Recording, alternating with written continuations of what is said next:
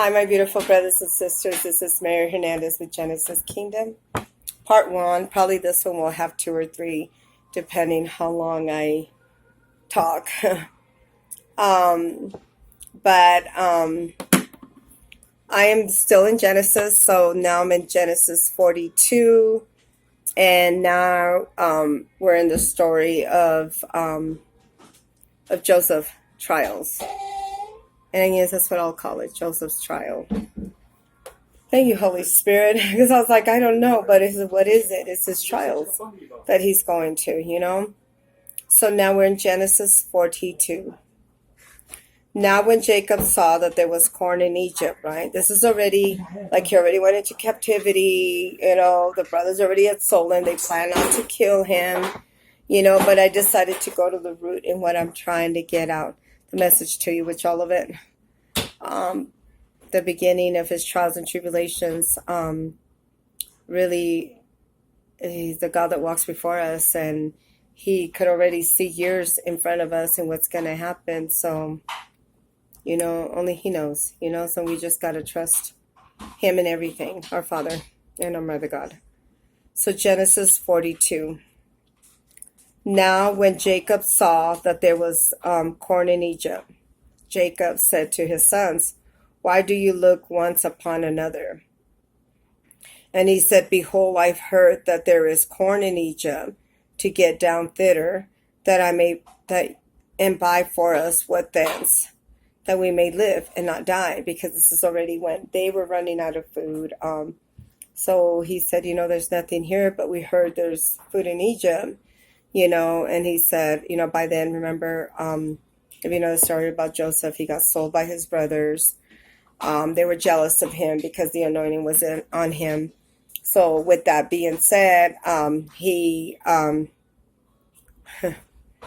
got put there, right? And he went through all that. Potiphar's wife. Everybody always jokes around and they call her the desperate housewife because she basically threw herself on Joseph, and Joseph was like, no, I'm not going there. You're my bosses. But then she lied and got him thrown in jail. And then God showed him favor in jail. And while he was still getting in jail, showed him another favor and got him out of the jail and into the palace where he belonged. You know what I'm saying?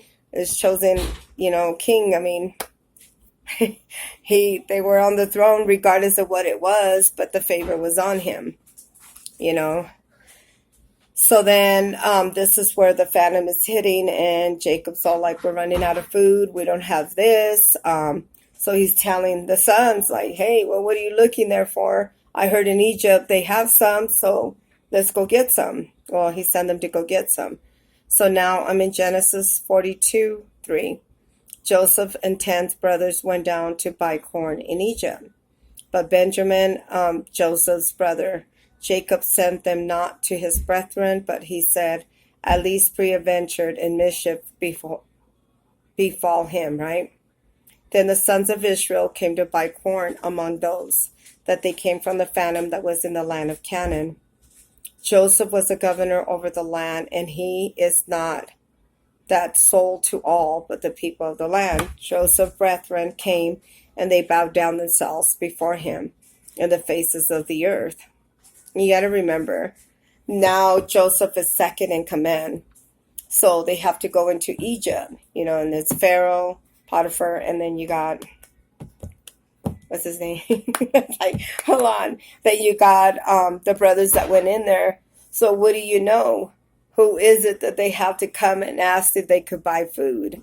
Is their brother. Yet, you got to remember, he was young. He was young at the time they did all that to him.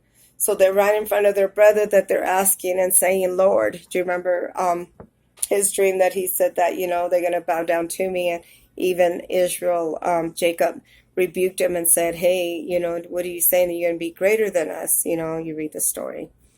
I just don't want to make him too long because I want to make him short so you could understand the message, So I'm kind of, if you didn't know the story of Joseph, but that's one of the most famous story. And I actually held on to a lot of the stories in the Bible of of, the trials and tribulations that, brothers and sisters went through, and there's always a light at the end of the tunnel. There's always victory. And to be honest with you, we've had victory in all this because trials and tribulations, we're still standing and we're still going and we haven't stopped.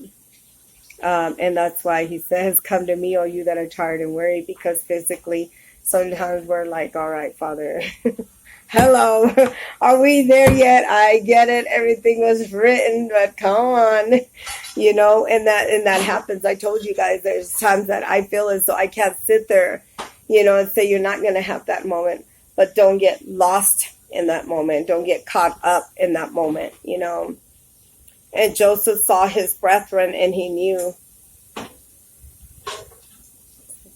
And Joseph saw his brethren and he knew them, that he made himself strange unto them. And he spake roughly to them, and he said to them, whence come ye? And they said, from the land of Canaan, to buy food. So they're in front of Joseph now, and they're asking Joseph for help, right? So Joseph knew his brethren, but they knew him not, Joseph remembered the dreams which he had dreamed of them. And he said unto them, you are spies, right? And he knows it's his brothers, right? But, hey, he's sitting there going, hey, so does I think when I come in front of my people that I would be unrecognizable, and it's kind of like to say all that hell that you put me through. And here I am still standing. But, it's kind of like to come and be like, yeah, like having faced me and be like, hey, da, da, da, da, da. And it's like, yes, you're a spice. That's what you are, just kind of like a little jab in there. You read this. So I'm saying that, Father. It's in the Bible and you think, yeah, you know what? You thought you took me down. You thought you did that. And this is the rejoicing, the real rejoicing, but in humbleness, but to be there on top where God destined you to be. This is going to be my moment. That's the moment that he's going to give me. Mother God is going to give me that moment that you thought every demon you threw in that pocket, out of your pocket, side pockets, shoes, socks, I don't care. None of it worked. But however, we have to be humble. But, when I read his story, it's kind of like God is going to give me that moment, unrecognizable, that you're going to be like, wow, wow. You know what I'm saying? What was I thinking? And I say that because I say that humble and saying, what was I thinking even going against you that hadn't done nothing, and God had nothing but greatness for us in this world and chose you because he knew your heart. And that's exactly what happened with Joseph when you read his story. He should have had bitterness. He should have been angry. He should be like, wishing death on everybody. And that's the truth. Let's keep it real. He could have just sat there and be like, gosh, if, you, but rebuke that. I have to watch what I say. But, you're okay, but at the end of the day, you don't boast about things like that because he knows our heart. Even though we should feel that way, I don't feel it. I wish I could say I should. I should feel that way. I should have anger, remorse, or that, but I don't, because it only made me. Because at the beginning, if he would have told me what he had chosen me for, I wouldn't have believed it. I would have been like, there's no way, Father, I cannot do that. But that's why he didn't let us know what it was that he had planned. Everything, all his pain that he did from being sold to being, shunned from his family, pretty much saying, who do you think you are? You had this dream and you think that you're better than me. And he never said that. He just said, I had a dream, but this is what happened, And how dare you? Jacob said, how dare you think that you're going to do that to me? And it wasn't that he was saying that. He just said, I had a dream, but that was a vision. Do you know what I'm saying? But to have that moment that you're right in front of them and they think you're totally somebody else and you're the same person that they prosecuted, that they put down. And it's like, wow, all this greatness in this person. And here we are at the moment that we need you. And don't even know that the person that you tore down, now you need that person. And this is the victory of this beautiful story and what I'm trying to say. Watch who you push away. Wash who it is that you shun off. Wash in thinking that you're too good for that woman or think that you're too good for that man, because what you don't want, somebody else is praying for. And what makes you think that God won't answer their prayers? You know, I believe it. You know I deserve better, and I know he's given me better. You know, that I don't need to settle for second best, but for the best. But he had to make me that best for that man of God that I prayed for many years ago. You know, and yeah, it might have taken 23 years to be exact, Father. 23 years to answer me, but we're coming to that moment. You know,